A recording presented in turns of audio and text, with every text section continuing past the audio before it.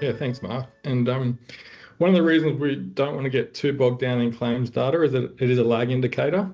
And we're trying to move organisations towards leading best practice around being a bit more proactive around the management of health and safety. In doing so, you can see here on the screen some benchmark data from our Psychosocial Dx. Across the 4 aspects, we're seeing organisational factors performing the poorest. In terms of the dimensions, so there's 8 dimensions across the climate survey that we use. Cognitive and task demand is scoring the worst.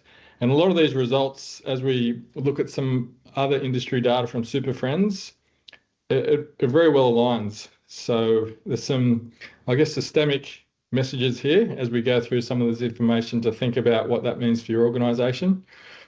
And although these are averages based on various benchmarks, it's also worth recognising that it may or may not be relevant to your organisation, and to sort of tailor your own solutions, diagnostics and interventions to make sure it suits your specific needs as well.